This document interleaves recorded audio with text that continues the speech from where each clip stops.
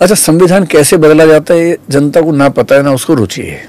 संविधान बदलने के लिए 400 सीटें चाहिए ही नहीं, 355 ही काफी है उसके लिए, तो वो तो सामान्य सी बात थी। परसेप्शन पे पॉलिटिक्स चलती है, और ये परसेप्शन ठीक ठाक, कम से कम उत्तर प्रदेश में तो ठीक से बना परसेप्शन। कुछ और राज्यों में बना होगा, लेकिन उत्तर प्रदेश में तो विजिबली दिख रहा था। राजस्थान में मेरा अपना अनुमान ये है कि वहाँ की जो पॉलिटिकल डेवलपमेंट थी उनसे नाराजगी ज्यादा थी, लोकल वाली। यही हरियाणा में भी था।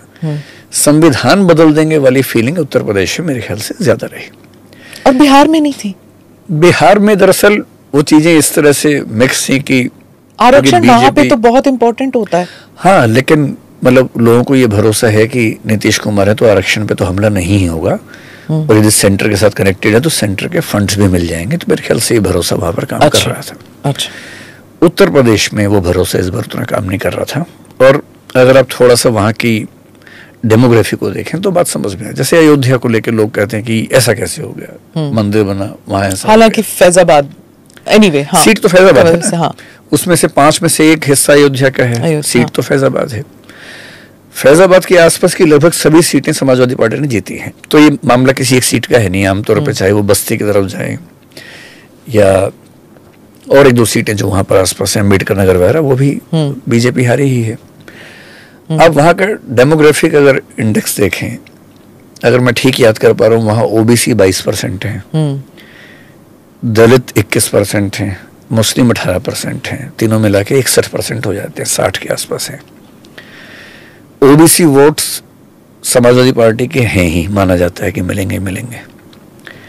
दलित वोट मिल जाएं, इसके लिए उन्होंने एक दलित उम्मीदवार को खड़ा किया, जो कि नॉन रिजर्व सीट पे खड़ा करना बहुत रेयर इंसिडेंट है। अवधेश जी को खड़ा किया, जो दलित वर्ग से आते हैं, उसमें पासी समाज से आते हैं, और पासी पॉपुलेशन अयोध्या वाले इलाके में दलित समाज में सबसे ज्यादा है। मुस्लिम्स को बीजेपी से नफरत है, ये दुनिया जानती है। जब ये तीनों मिला के 60% वोट हो रहे हैं, तो अयोध्या में बीजेपी का हारना बहुत आश्चर्य की बात तो है भी नहीं। वैसे भी ये तो मीडिया में हल्ला ज्यादा मचा हुआ है।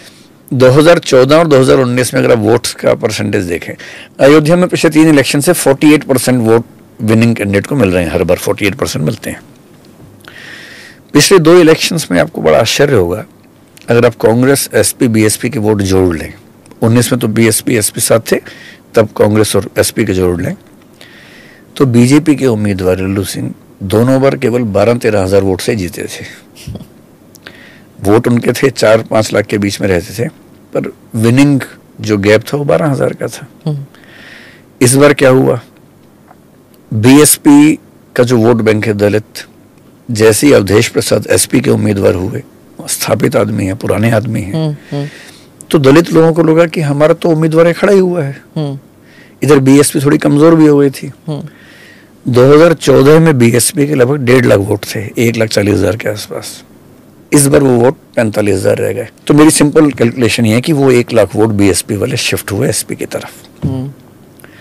50,000 वोट से जीते अवधेश जी। तो ये जितना लोगों ने शोर मचाया कि अयोध्या में कैसे हार गए, तो अब जब आप डेमोग्राफी देखेंगे वहां की तो बात समझ में आएगी। सर, आप जब आप कॉलेज में थे तो वो दौर था आरक्षण वाला जी, ठीक है। उसके बाद राम जन्मभूमि का भी उस वक्त भी आप